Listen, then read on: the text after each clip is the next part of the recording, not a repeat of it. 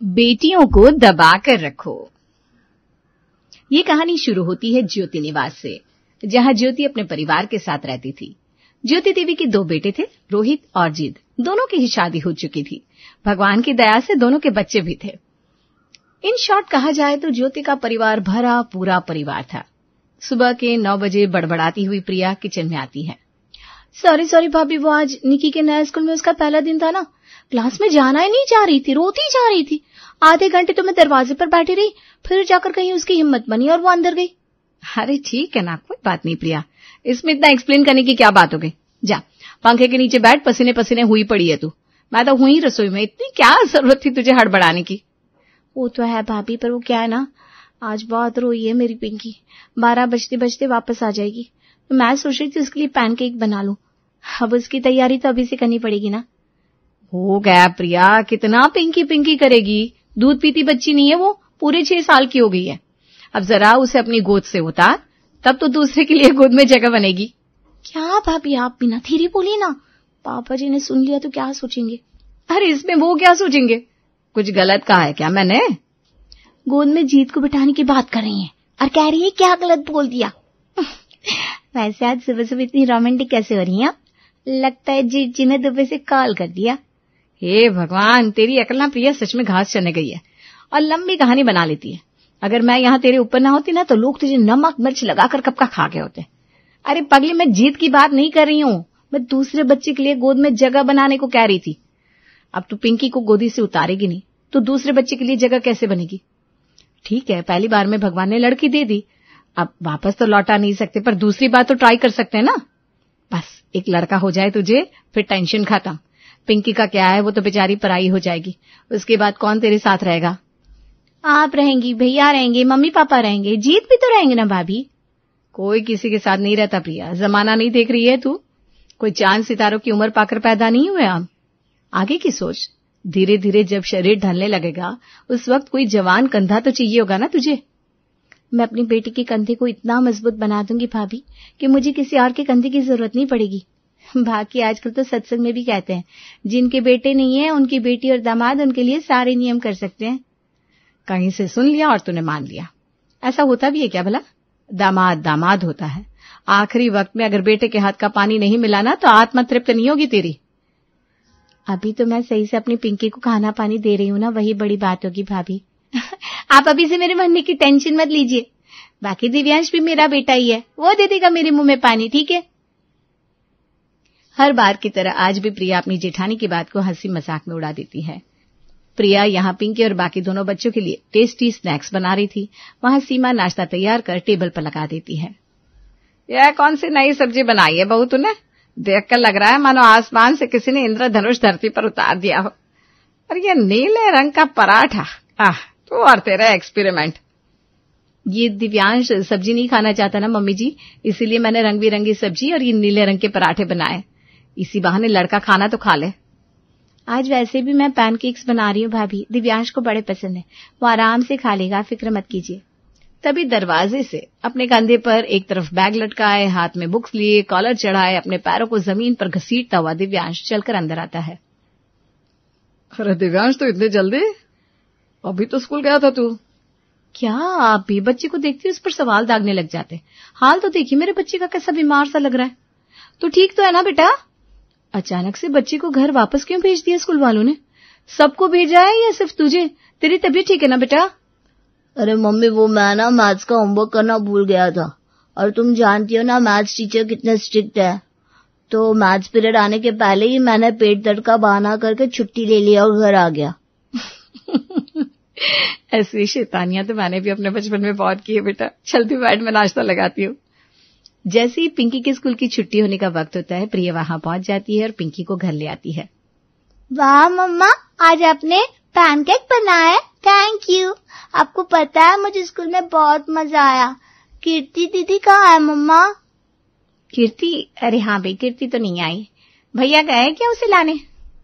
भैया तुम्हारे अब दुकान देखे कि उसे स्कूल से लाना छोड़ना करते हैं। बच्ची नहीं है वो, पूरे 9 साल की हो गई है, आ जाएगी खुद वापस। ऐसे कैसे आ जाएगी भाभी, वो तो हमेशा दिव्यांश के साथ आती है ना। तूने जैसे पिंकी को बिगाड़ रखा है ना, वैसे ही कीर्ति को भी बिगाड़ना मत, खुद आ जाएगी। पैर दिए है ना भगवान ने उसे। प्रिया को सीमा की हरकत बड़ी बुरी लगती थी। वो हमेशा अपने बेटे को प्यार से रखती और बेटी को कम आंकती। कुछ देर बाद पड़ोसी मोहन कीर्ति को अपनी गोद में ले उठाए उसके घर ले आते हैं। मम्मा, मम्मा। कहाँ है भाभी? आप बताइए, आप बच्चे को स्कूल लेने नहीं आई? बाहर बैठी रो रही थी बेचारी। वो तो मेरी नजर पड़ गई तो मैं इसे अपने साथ ले आया। 4th में पढ़ती है कीर्ति, कोई 10th में नहीं कि खुद घर चली आती। यहाँ वहाँ दिव्यांश भैया कर रही थी, और दिव्यांश तो इसे छोड़कर पहले ही घर आ चुका है। ये सुनते ही सीमा रस्से से बाहर आती है और अपनी बेटी के गालों पर तमाचे जड़ने शुरू कर देती है। कीर्ति से 2 साल छोटी पिंकी ये सब देखकर और सहम जाती है।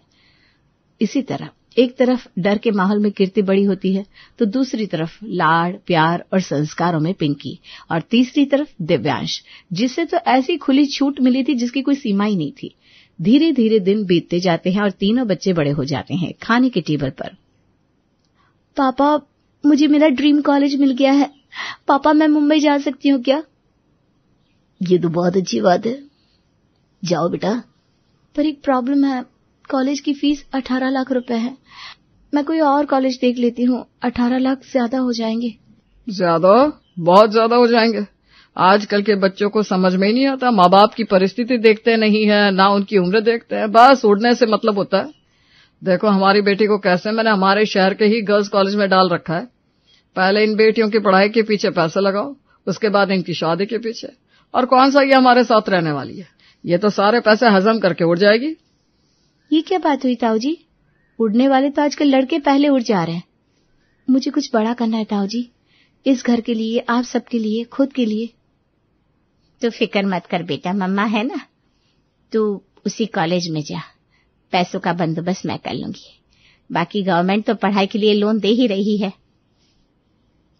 तीनों बच्चे जो एक साथ ही बड़े हुए थे, आज तीनों की राहें बट रही थी। कीर्ति अपने ही शहर की गर्ल्स कॉलेज में पढ़ रही थी, पिंकी अपने पेरेंट्स की सपोर्ट से मुंबई चली जाती है, और दिव्यांश, उसे तो सिर्फ मटर गश्ती करनी थी। सुबह के 8 बजे कीर्ति दिव्यांश के कमरे में आती है। सुनो ना भैया, कॉलेज के लिए देर हो रही है, मुझे प्लीज कॉलेज छोड़ दो ना। क्यों जाना है तुझे कॉलेज? रोज कॉलेज कौन जाता है? आज टेस्ट है भैया, मैं नहीं गई तो मैम मुझे फेल कर देंगी। अरे तो अकेली चली जा, पकड़ के 50 रुपए। अपने हाथों में 50 रुपए देखकर कीर्ति तो ऐसे खुश हो रही थी मानो उसे जन्नत मिल गई हो। ऑटो में बैठकर आंसर्स याद करती हुई कीर्ति कॉलेज जाती है और अच्छी तरह टेस्ट देकर वापस आती है। मानना पड़ेगा बहन, 3 सीट ली है तूने। मुझे तो लगता है इस बार तो छक्का मारेगी। मानना ही पड़ेगा, भूल गई क्या मैम ने क्या कहा था? इस टेस्ट में जिसने भी टॉप किया उसे कॉलेज से स्कॉलरशिप मिलेगी। मुझे ना स्कॉलरशिप की बहुत जरूरत है, अगर ये मुझे मिल गई तो मुझे कॉलेज की फीस के लिए किसी के आगे गिड़गिड़ाना नहीं पड़ेगा। कीर्ति मुस्कुराते हुए अपनी घर की ओर बढ़ जाती है। ये तो हद ही हो गई, आज कोई ऑटो वाला दिख नहीं रहा। अगर घर पहुंचने में देर हो गई तो मम्मी बहुत डांटेगी। कीर्ति घबराई हुई यहाँ वहां ऑटो ढूंढ रही थी, तभी उसका सीनियर मयंक अपनी बाइक से उसके चारों ओर चक्कर काटने लगता है। थप्पड़ पड़ेगी ना तब समझ में आएगा तुम्हें, छोड़ो मेरा रास्ता, तुम जानते नहीं हो मेरे भाई के गुस्से को। ये कहकर कीर्ति अपने घर की ओर पैदल बढ़ जाती है। हांफती हुई कीर्ति जैसे तैसे अपने घर पहुंचती है। अरे कीर्ति बेटा, हांफ क्यों रही हो? बैठो, मैं तुम्हारे लिए पानी लेकर आती हूँ। आ गई महारानी, कोई पानी वानी देने की जरूरत नहीं है प्रिया से। मैंने कहा था ना 12 बजे तक घर पहुंचाना। घड़ी देखिए तूने क्या वक्त हो रहा है, 1 बज रहा है। अब तुम्हारे पापा आते ही होंगे, कब करोगी दोपहर के खाने की तैयारी तुम? अरे जब देखो बच्चों के पीछे पड़ी रहती है, थोड़ी देर बाद खा लेगा रोहित तो कुछ हो जाएगा क्या? तुझे इतनी फिक्र हो रही है तो जाकर खुद खाना बना ले। बता बेटा, सब ठीक है ना? तू ऐसी घबराई हुई क्यों लग रही है? वो दादी, मेरे पीछे कॉलेज का एक लड़का पड़ गया था, पर मैं डरी नहीं। मैंने उसे कह दिया, तुम जानती नहीं हो मेरे घर वालों को। बेचारी कीर्ति की ये कहने की देर थी कि उसका भाई कमरे के अंदर से बाहर हॉल में आता है और उस पर ही बरस पड़ता है। ये लो मम्मी, ये करने जाती है तुम्हारी बेटी कॉलेज, और पढ़ाओ इसे। ये करने जाती है कॉलेज तू, है? इसीलिए कमर तक बाल लंबे किए थे तूने। बालों के पीछे लड़के तो फंसेंगे ही नहीं। पता नहीं किस घड़ी में मेरे दूसरे संतान में ये लड़की हो गई। अब से कोई जरूरत नहीं तुझे कॉलेज जाने की। अरे ये क्या बात हुई बड़ी बहू? रहने दीजिए जीत की माँ, इस घर में हमारी सुनता ही कौन है? इससे जो करना है वही करेगी। मुझे तो बुरा अपनी पोती के लिए लग रहा है, बेचारी कीर्ति। रोहित के आते ही सीमा ये बातें उसे भी बता देती है। आराम से घर पर बैठेगी अब से कीर्ति, और रसोई का काम करेगी। मेरा 3rd ईयर बाकी है पापा, बस 1 साल मुझे पढ़ने दीजिए। तो उसके लिए रोज रोज कॉलेज जाने की क्या जरूरत है? साल में 2 ही बार परीक्षा होती है ना, एग्जाम देने चली जाना। यहाँ कीर्ति पर चारों तरफ से प्रेशर बनाया जा रहा था, तो वहाँ पिंकी आराम से मुंबई में अपनी पढ़ाई कर रही थी। रात को डिनर के बाद प्रिया अपनी बेटी को कॉल लगाती है। आज तुमने कॉल नहीं किया बेटा? मैंने पापा को कॉल किया था मम्मा। हाँ, मुझे कॉल करके बताया था प्रिया ने कि उसके सारे दोस्त जरा बाहर घूमने जा रहे हैं, तो ये भी साथ में निकली है। नहीं, बात कुछ और है। तेरी आवाज कुछ बदली बदली लग रही है बेटा, क्या बात है बता। मम्मी, वो मुझे आपसे कुछ शेयर करना था। मेरी क्लास में एक लड़का है, तो हमारी अच्छी बात होती है। बस बस, समझ गई बेटा, पर फिलहाल तू पढ़ाई पर फोकस कर। तू एक बार सेटल हो गई, वो सेटल हो गया, उसके बाद फ्यूचर तुम्हारे दोनों के हाथ में होगा। मम्मा, आई लव यू। जैसे जैसे दिन बीत रहे थे, वहां पिंकी का हौसला बढ़ रहा था, तो यहाँ कीर्ति के अंदर जीने का जज्बा खत्म हो रहा था। सुबह के 5 बजे ही सीमा कीर्ति को उठा दिया करती। उठने के बाद सबसे पहले पिंकी अपने कमरे में झाड़ू लगाती, फिर अपने भाई के, और फिर अपने माँ बाप के, और उसके बाद रसोई के कामों में लग जाती। ये क्या हाल बना लिया है तूने कीर्ति? जब भी फोन करती हूँ रसोई में रहती है। आज भी सिर्फ तुम्हारे बारे में पूछ रहे थे। स्कॉलरशिप का क्या फायदा उठाया तुमने? तुम तो क्लास भी नहीं आती। सबकी किस्मत एक जैसी नहीं होती पूजा, क्या कर सकते हैं। अब तो मेरे घर वाले मेरी शादी की बात कर रहे हैं। पता नहीं किसके हाथों में मेरा हाथ रख देंगे। कभी 40 साल की लड़की का रिश्ता लेकर आते हैं पापा, तो कभी 45 का। ना ही कोई मेरी मर्जी पूछता है, ना ही कुछ और। तो पागल है क्या? बचपन से ही सहती आई है तो अब शादी भी तेरी गलत लड़के से हो गई तो पूरी जिंदगी बर्बाद हो जाएगी बहन। भले ही तू बाकी सब कुछ बर्दाश्त कर रही है, पर लड़का अपने मन का चुनना। मेरी किस्मत नहीं है वैसी। छोड़, तू रहने दे। फोन रखती हूँ, वरना मम्मी ने मुझे कॉल पर बातें करते देख लिया तो 10 बातें और सुनाने लगेंगे। भगवान, जो तेरे साथ हो रहा है ना, वो किसी के साथ ना हो। कीर्ति नाश्ता बनाने के बाद बाहर टेबल पर लगाती है। ये नाश्ता बनाया तुमने कीर्ति? ऐसे तो कहती है सुबह 5 बजे उठ जाती हूँ मैं। सुबह 5 बजे उठी लड़की 10 बजे टेबल पर आलू का पराठा परोस रही है। देख लो मम्मी, यही लक्षण रहे ना इसके, तो शादी के बाद इसका पति इसे वापस यहाँ छोड़कर चला जाएगा। और मैं बदनामी लेने वालों में से नहीं हूँ। जरा तौर तरीके सिखाओ इसे। अरे तो पति ने छोड़ भी दिया तो वापस आ जाएगी क्या यहाँ? बिल्कुल भी नहीं आ सकती। जहाँ शादी हुई है वहीं रहना होगा इसे। तुम्हारी छोटी बहन है कीर्ति, कोई दुश्मन नहीं है। इस तरह कोई बात करता है क्या अपनी बहन से? बेचारी कीर्ति रोती हुई अपने कमरे में चली जाती है। इन्हें किसी का क्या बिगाड़ा है भगवान? क्यों इस घर में मेरे साथ ऐसा होता है? क्योंकि मैं एक लड़की हूँ, पर लड़की तो पिंकी भी है। उसको तो चाचा चाची इतना प्यार करते, मेरे माँ बाप ऐसे क्यों नहीं है? कीर्ति रो रही थी कि उसी वक्त उसके फोन पर एक नोटिफिकेशन आता है, रोशन सेंड योर फ्रेंड रिक्वेस्ट। शायद कीर्ति अगर अपने कॉलेज की पढ़ाई में बिजी होती तो इस नोटिफिकेशन को नजरअंदाज कर देती, पर दिन भर की थकी हारी, लोगों के तानों से परेशान, अंदर से टूटी हुई कीर्ति को जैसे ये फ्रेंड रिक्वेस्ट आता है, उसका दिमाग भटक जाता है और वो रोशन का प्रोफाइल खोलकर देखती है। वाह, इस लड़के ने तो इंजीनियरिंग कर रखी है, वो भी इतने बड़े कॉलेज से। काफी पढ़ा लिखा लगता है। एक्सेप्ट कर लेती हूँ रिक्वेस्ट। धीरे धीरे कीर्ति और रोशन में चैटिंग शुरू हो जाती है। कुछ दिनों में चैटिंग फोन कॉल पर बदल जाती है। मैं तो कभी भी अपनी बीवी से एक पानी का गिलास तक नहीं उठवाने वाला। हॉस्टल में रहा हुआ लड़का हूँ मैं, सब कुछ आता है मुझे। मैं तो बस अपनी बीवी को कहूंगा खाओ पियो एंजॉय करो और मेरी सैलरी उड़ाओ। कसम से काफी लकी होगी तुम्हारी बीवी। इसीलिए तो मैं कह रहा हूँ बीवी, क्योंकि गर्लफ्रेंड बनाकर लोग धोखा दे देते हैं। मुझे किसी लड़की को छोड़ना नहीं है, उसे पूरी तरह अपना बनाना है। पर मैं इतना खुश नसीब कहाँ हूँ। लड़की चाहिए कीर्ति जैसी, जो कि मेरे डायरेक्ट प्रपोजल को भी समझ नहीं रही है। क्या? मैं तुम्हारे बिना नहीं रह सकता। मैं तुम्हारा होना चाहता हूँ कीर्ति। सिंड्रेला ने बहुत सफर कर लिया, अब प्रिंस के पास आने का वक्त आ गया है। 2 महीने बाद कीर्ति के घर में मातम छाया हुआ था। कोई छाती पीट पीट कर रो रहा था, तो किसी को मिर्गी के दौरे पड़ रहे थे। पेट गलवा लिया माँ जी इसने पेट, और अब भी आप इसकी तरफदारी कर रही हैं। अरे मर क्यों नहीं जाती तू? मर क्यों जाएगी ताई जी, आप तो हद करती हैं। गलती हो गई उससे, कोई सोच समझ कर थोड़ी ना ऐसा करता है। लड़का तो पिंकी की लाइफ में भी है, पर मैंने कभी उसे किसी चीज के लिए रोका नहीं, उसकी दोस्त बनकर रही, इसलिए पिंकी मुझे सब कुछ बता पाई। अगर वो भी इसी तरह डर के माहौल में बड़ी हुई होती तो इसे भी चीजें छुपाने की आदत हो जाती। ऐसे में बाहर वाले फायदा उठा लेते हैं भाभी। इसमें हमारी लड़की का कसूर नहीं है, इसमें गलती तो उस अभागे लड़के की है। मैं अब छोड़ूंगा नहीं इस लड़की को। ये कहकर रोहित जैसे अपनी बेटी की ओर बढ़ता है, प्रमोद उसका हाथ पकड़ लेता है। बेटा, जिंदगी भर तू बेटे को कलेजे से लगाए बैठा रहा और इस बच्ची को धुतकारता रहा। बचपन से तूने कीर्ति को दबाया। जो खाना दिव्यांश छोड़ता था वो तुम मियाँ बीवी मेरे पोते को खाने देते थे।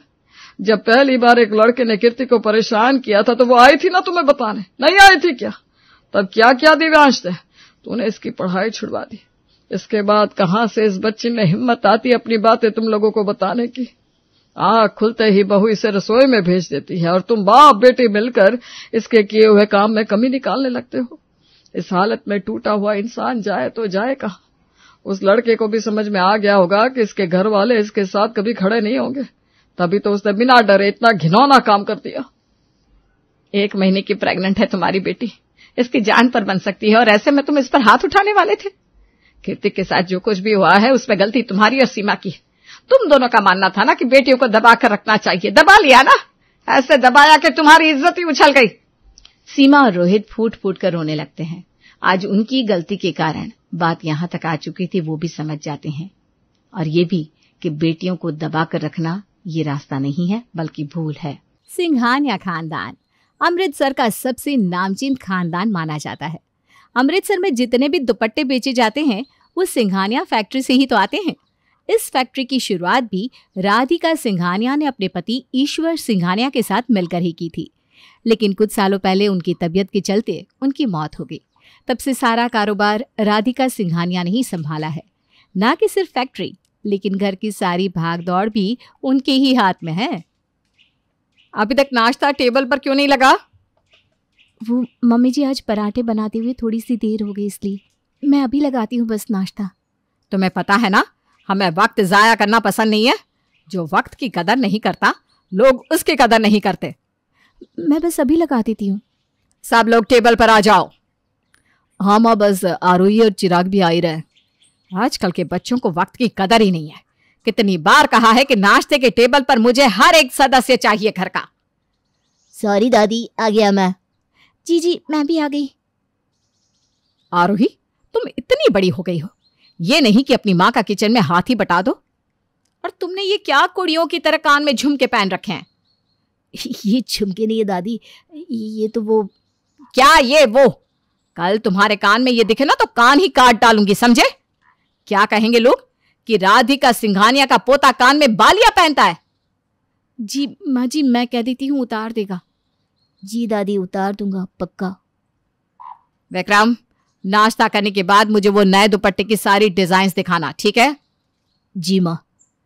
राधिका सिंघानिया की जिंदगी का मकसद ही था सबको अपने कंट्रोल में रखना और अपनी शान बान को बनाए रखना, लेकिन उन्हें कहाँ पता था कि उनके घर में हर कोई एक नई उड़ान को छूना चाहता था।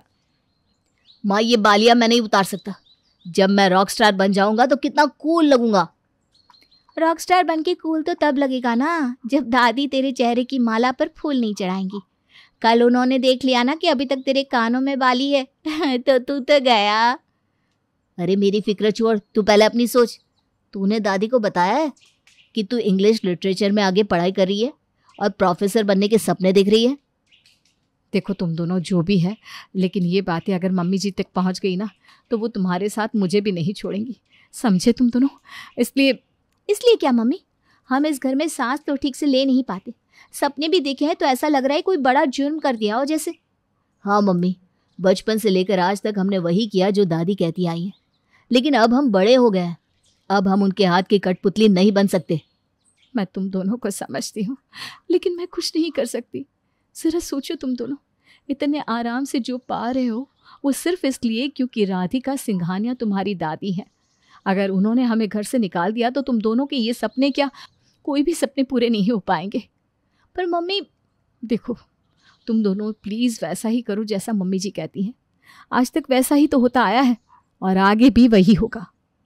राधिका सिंघानिया का नाम उसके लिए सब कुछ था। उसके आगे उसका परिवार, उनकी खुशियां, उनका नजरिया कोई मायने ही नहीं रखता था। मैंने तुमसे कहा था विक्रम कि हमारे पोस्टर्स हर जगह होने चाहिए, तो फिर ये हर जगह क्यों नहीं है अभी तक?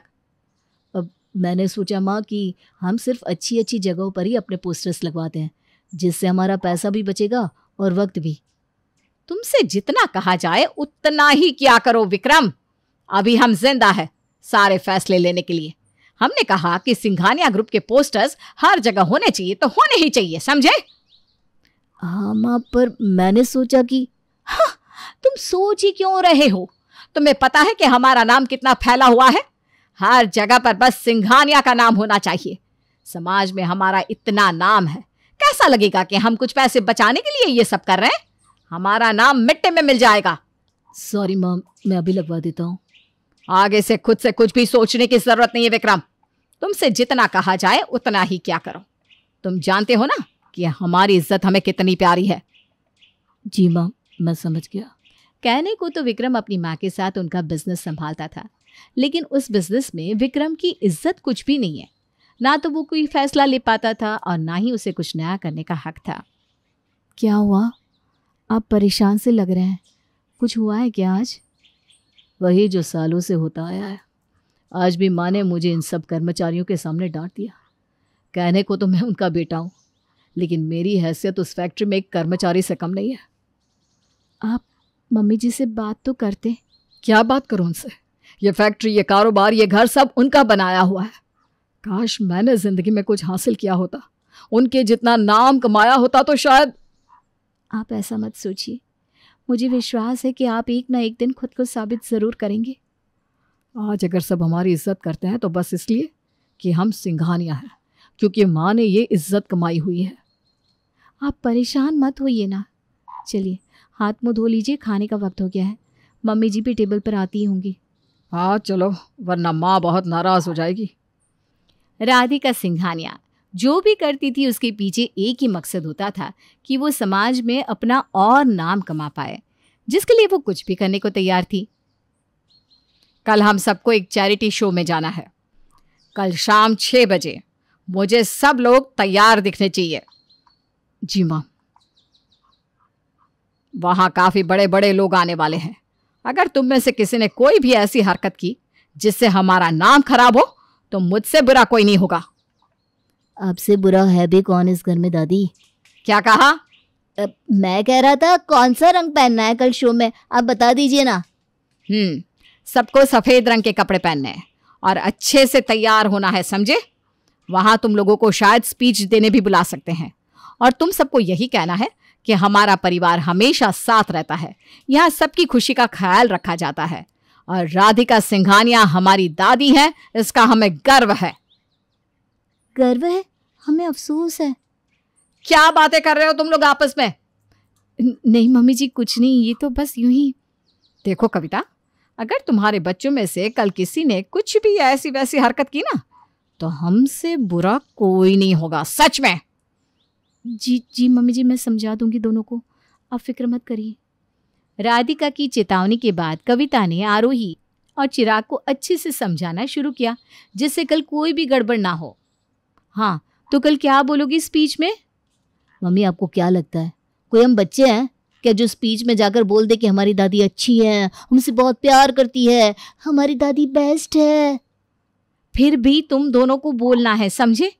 देखो कल ना कोई भी गड़बड़ नहीं होनी चाहिए। ठीक है मम्मी, हम ध्यान रखेंगे कि कोई गड़बड़ ना हो। आप बता दो कि क्या क्या कहना है।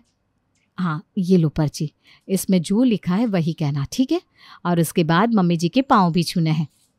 मैं तो सोच रहा हूँ उनके पाँव पर चूहा छोड़ दूं। कैसा लगेगा? राधिका सिंघानिया पूरे शो में भागती रहेगी। चुप कर बदमाश। वैसे आइडिया बहुत अच्छा है। चुप करो तुम दोनों। चलो ये याद कर लो और कल स्माइल करना भूलना मत, समझे? स्माइल नहीं मम्मी, फेक स्माइल करो। चैरिटी शो अमृतसर का सबसे बड़ा शो था। जहां सिंघानिया परिवार ने कई सारे पैसे भी डोनेट किए थे, जिस वजह से राधिका सिंघानिया को अवार्ड भी मिलना था। चिराग, आरोही, जाओ अपनी दादी के साथ बैठो, जाओ।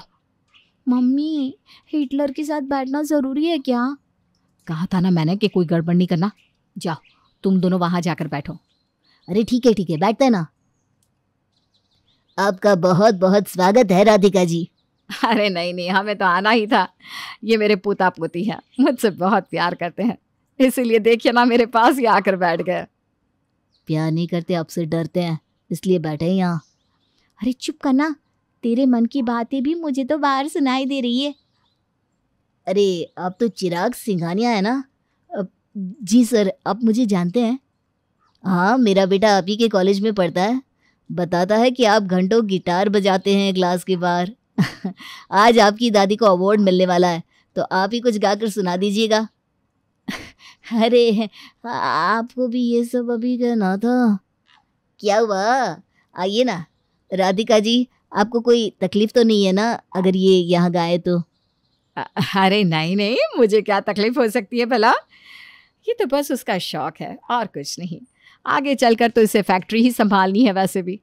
जा चिराग, गा ले गाना, फिर हमें घर भी चलना है और मुझे तुझसे कुछ ज़रूरी काम है। आज तो मैं गया काम से। राधिका को चिराग के गाने के बारे में पता चल गया था, जिसे लेकर राधिका चिराग से नाराज हो गई थी। दादी मेरी बात तो सुनिए। कहाँ है तेरी गिटार? मैं आज ही उसे तोड़ दूंगी। नहीं दादी, प्लीज ऐसा मत करिए। गाना और गिटार बजाना मेरी जिंदगी है, प्लीज इसे तोड़िए मत प्लीज। जिंदगी है? सिंघानिया खानदान का चिराग अब ये गवैया बनेगा? तुम्हें पता भी है समाज में हमारी कितनी बदनामी होगी। लेकिन दादी, कभी तो आप समाज के बारे में ना सोचकर हमारे बारे में सोचिए। ये कि हम क्या चाहते हैं। तुम दोनों को क्या लगता है कि हम किसके बारे में सोच रहे हैं? ये जो भी कुछ हमने इकट्ठा किया है वो सब हमारे परिवार के लिए ही तो है। नहीं दादी, ये सब हमारे लिए नहीं है, आपकी झूठी शान के लिए है। हमने तो कभी अपनी खुशी का काम किया ही नहीं। हाँ दादी, मैं सिंगर बनना चाहता हूँ, मैं ये दुपट्टे नहीं बनाना चाहता। और मैं दादी इंग्लिश लिटरेचर पढ़ना चाहती हूँ, बाहर जाना चाहती हूँ, यही मेरा सपना है। अच्छा, अब तुम्हारे भी पर निकल आए हैं, लेकिन मैं तुम्हें मेरा नाम खराब करने नहीं दूंगी। दादी प्लीज हमें वो करने दीजिए जो हम करना चाहते हैं। बचपन से आपने जो कहा हमने किया है, लेकिन प्लीज अब हमारे मन की भी सुन लीजिए। दादी हमारे सपने कुछ और हैं, प्लीज। एक बात मेरी कान खोलकर सुन लो, कल से चिराग फैक्ट्री जाएगा और आरोही के लिए हम लड़का ढूंढेंगे। अगर समाज में पता लग गया कि राधिका सिंघानिया के पोता पोती ये सब हरकत कर रहे हैं तो क्या नाम रह जाएगा हमारा? दादी पर हम... मैंने कह दिया ना, बस कह दिया। कल से कान से ये बाली निकाल कर फैक्ट्री आना। विक्रम, मुझे और कोई बात नहीं सुननी है, समझाओ अपने बच्चों को। आरोही, चिराग, प्लीज अब चुप हो जाओ। यहाँ वैसा ही होगा जैसा माँ चाहेंगी। आपने पापा के सपने तो कभी पूरे होने नहीं दिए, अब हमारे साथ भी वही कर रही हैं। चिराग, ये क्या तरीका है दादी से बात करने का? सही तो कह रहा है चिराग पापा, आपका भी सपना था अपना बिजनेस करने का, लेकिन दादी ने कभी आपको नहीं करने दिया, और फिर भी आज आप उनका साथ दे रहे हैं।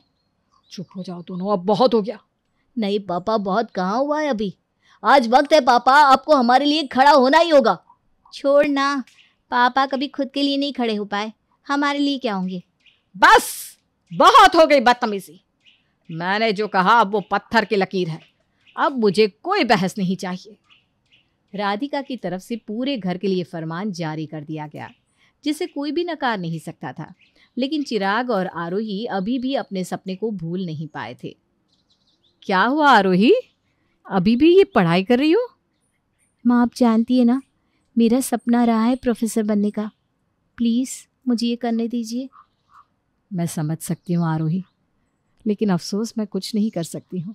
जब मेरी शादी हुई थी तब मुझे भी शौक था कि मैं टीचर की जॉब करूँ, लेकिन मैं तब भी अपने लिए कुछ नहीं कर पाई थी, और आज भी अपने बच्चों के लिए कुछ नहीं कर पा रही हूँ। मेरा मन फैक्ट्री में बिल्कुल नहीं लगता मम्मी, हम भाग जाए क्या यहाँ से? लेकिन भाग कर जाएंगे कहाँ? न तो हमारे पास कोई जगह है रहने की और ना ही पैसे। दादी ऐसी क्यों है? उन्होंने भी तो अपनी जवानी में कुछ किया होगा ना। काश ऐसा होता तो हम उन्हें उनकी भाषा में ही जवाब दे पाते। हम एक काम कर सकते हैं, मम्मी जी गांव से हैं। अगर तुम दोनों गांव जाकर उनके बारे में कुछ पता लगा पाओ तो शायद काम बन जाए। लेकिन ये तो बस मेरा अंदाजा है, पता नहीं ऐसा कुछ है भी या नहीं। कम से कम हम कोशिश तो कर ही सकते हैं ना मम्मी। आरोही और चिराग मौका मिलते ही गांव चले जाते हैं, लेकिन इस बात का पता अभी तक राधिका को नहीं था। चिराग और आरोही कहाँ है? वो मम्मी जी बस आते ही होंगे, आप खाइए ना जब तक। ठीक है। क्या जमाना आ गया है, आजकल के बच्चों को माँ बाप की पड़ी ही नहीं। हाँ, जैसे तुझे बहुत पड़ी थी 35 साल पहले, है ना? श्रीला, तू यहाँ? आपके लिए सरप्राइज दादी, कैसा लगा आपको? अरे कविता बहू कैसी है? जी मैं ठीक हूँ। और तू भगोड़ी कैसी है? क्या भगोड़ी? आप माँ से ऐसे क्यों बात कर रही हैं? अरे इसने तुम सबको अपनी लव स्टोरी नहीं बताई क्या?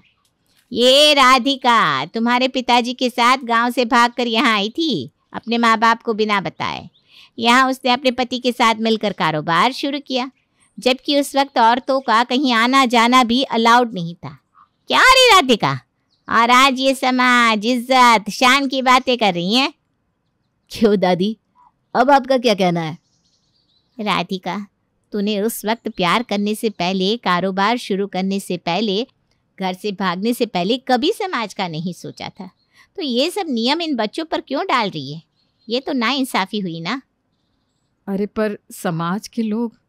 तेरे गांव छोड़ने के बाद सिर्फ 4 दिन लोगों ने तेरे बारे में पूछा और तुझे लगता है उस समाज को तेरी पड़ी होगी। हम गांव से है, फिर भी हमारी सोच ऐसी नहीं है।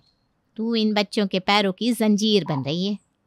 दादी, मैं भी आपकी तरह कुछ बनना चाहती हूँ, अपने पैरों पर खड़ा होना चाहती हूँ, बस हमें एक मौका दे दीजिए।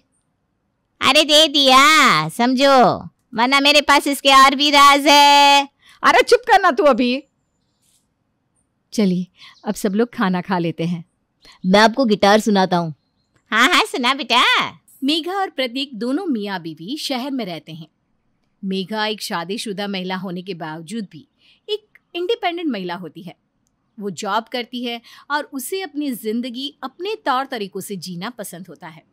एक रोज प्रतीक गांव में रह रहे अपने माँ बाप रुक्मिणी और धनराज को शहर बुलाता है। नमस्ते माँ जी, पापा जी, मैं अभी आप दोनों के लिए कॉफी बना कर लाती हूँ। काफी क्या, अरे हमें कम ही चाहिए, जो भी खिलाएगी या पिलाएगी। माँ काफी नहीं, कॉफी। जैसे चाय होती है ना, वैसे कॉफी भी एक दूध और कॉफी पाउडर के मिश्रण से बनती है। अरे नो नो नो नो, हमें तो बस हमारी देसी अदरक मसाला और इलायची वाली चाय ही चाहिए। काफी वाफी को मारो गोली। मेघा रुक्मिणी और धनराज के लिए जैसे तैसे चाय बनाकर लाती है, लेकिन उस चाय को पीते ही धनराज और रुक्मिणी दोनों भी उसे मुंह से निकालकर जमीन पर थूक देते हैं। हाय हाय हाय हाय, ये चाय थी या कोई कड़वा काढ़ा? बेवकूफ कलमुही कहीं की है। इतनी फीकी चाय बनाओगी तो इसे पी पी कर ही दम तोड़ देंगे, जहर की तो कोई जरूरत ही नहीं रहेगी फिर। मेघा को रुक्मिणी और धनराज का बहुत गुस्सा आता है, पर वो कंट्रोल कर लेती है। सॉरी माँ जी, पापा जी, नेक्स्ट टाइम से ध्यान रखूंगी मैं। और जरा ये घूंघट ओढ़ लिया कर, साड़ी पहन लिया कर। एक सुहागन की असली पहचान उसका श्रृंगार होती है, ना कि ये बेढंगी मॉडर्न जीन्स और पैंट और ये लाल दुपट्टे वाले कुर्ते। अरे तूने जो काम वाली रखी है ना, उसकी भी छुट्टी करा दे, क्योंकि अब से तुझे ही सारा काम करना होगा। बेचारी मेघा को अपनी काम वाली को निकालना पड़ता है और सारा काम खुद करना पड़ता है। घर में अपने कंफर्टेबल जीन्स पैंट की जगह साड़ी पहननी पड़ती है और ऊपर से घूंघट भी ओढ़ना पड़ता है। मेघा की रोज सुबह लेट उठने की आदत होती है, लेकिन जब रुक्मिणी मेघा को सुबह 7 बजे तक खर्राटे मारते हुए देखती है, तब रुक्मिणी मेघा के कान के पास जोर जोर से घंटी बजाने लगती है और चिल्ला पड़ती है। अरे ओ कुंभकर्ण की बहन, नास पीटों की महारानी, चल उठ जा, उठ। क्यों सुबह सुबह गला फाड़ने लगवा रही है? क्या यार माँ जी, सुबह सुबह इतनी जल्दी उठा दिया। अभी तो और 5-6 घंटे की नींद पेंडिंग है, सोने दो ना। नहीं, तो क्या पगला गई है? इतनी देर तक सोएगी तो घर में लक्ष्मी माँ की जगह पनौती प्रवेश करेगी। उठ चल, और सबके लिए नाश्ता तैयार कर, और मुझे मंदिर में चढ़ाने के लिए मीठी खीर या कोई मिठाई बना दे। और हाँ, मैं तेरी सास हूँ, सहेली नहीं। अगर आइंदा से यार कह के पुकारा ना तूने तो तेरी जुबान पर कैंची चला दूंगी। रुक्मिणी इतना कहकर चली जाती है। इडियट कहीं की, ब्लडी ओल्ड वुमन।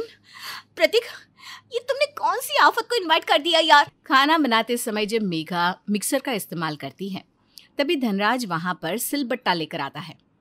मेघा बहू, ये लो, अब इस मिक्सर विक्सर को कूड़े में फेंक दो और अब से तुम इस सिलबट्टे पर मसाले पीसोगी। इसे पीसने से स्वाद पर 4 चांद लग जाते हैं, पूछो तुम्हारी सास को। लेकिन पापा जी, मैं इसे इस्तेमाल नहीं करूंगी, मेरे हाथ छिल जाएंगे। रोज मुझे लैपटॉप पर नॉनस्टॉप टाइपिंग करनी पड़ती है। मैं ये मेघा बहू, ससुर की बात ना मानकर पाप लेना है क्या तुझे? चुपचाप आज से सिलबट्टे पर मसाले पिसा कर। और हाँ, वो वॉशिंग मशीन को भी टाटा बाय बाय कर देना और अपने हाथों से ही कपड़े धोया कर। वॉशिंग मशीन से साबुन का झाग रह ही जाता है, गंदगी। समझ में आती है बात? मेघा अपना सर पकड़ लेती है।